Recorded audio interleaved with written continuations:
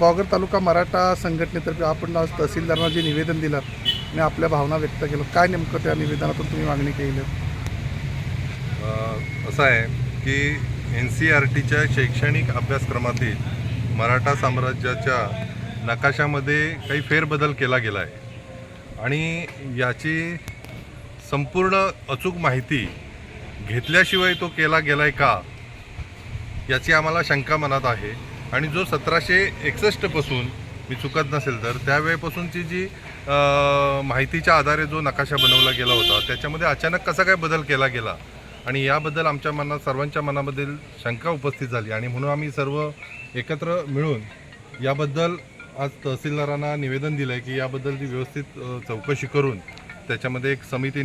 स्थापून त्याबद्दलचा अभ्यास करून तो जसा होता त्याप्रमाणेच तो नकाशा राहावा यासाठी आम्ही आज निवेदन दिलं आहे.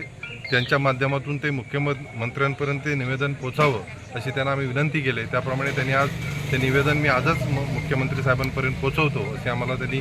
ग्वाही दिले, आश्वासन दिलं आहे. जो आत्ता विषय आम्ही केलेला आहे तो करत असताना इतिहासाचा जे दाखले असतात, इतिहास हा आपण असाच कसा करू शकत नाही. इतिहासाचे दस्तऐवज, बखरीमधले पुरावे या सगळ्या बाबींचा विचार करूनच ते नकाशे केलेले असतात आणि 1761 सालामध्ये केलेला नकाशा आज 2026 सालामध्ये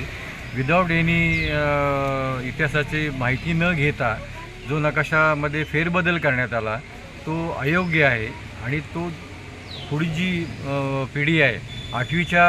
अभ्यासक्रमातला तो विषय आहे आणि त्या पुढच्या पिढीला असा चुकीचा इतिहास सांगितला जाईल आणि लोकांमध्ये इतिहासामध्ये असलेले गैरसमज होतील आणि ते दूर व्हायला पाहिजेत आणि वेळेमध्ये ते जर आपण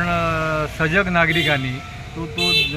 निदर्शनं आणून दिलं नाही तर ते अशाच पद्धतीचा इतिहासामध्ये छेडछाड केली जाईल आणि इतिहास जो खरा आहे इतिहास त्याचे वेगळा इतिहास सांगितला जाईल आणि म्हणून आम्ही हे त्यांना लक्षात आणण्यासाठी आम्ही मराठा समाजाच्या वतीने हे निवेदन दिलेलं आहे आणि त्याच्यामध्ये लवकर समिती स्थापन करून त्याच्यामध्ये परत जो होता नकाशा तशाच पद्धतीने करावा अशी आमची मागणी राहील.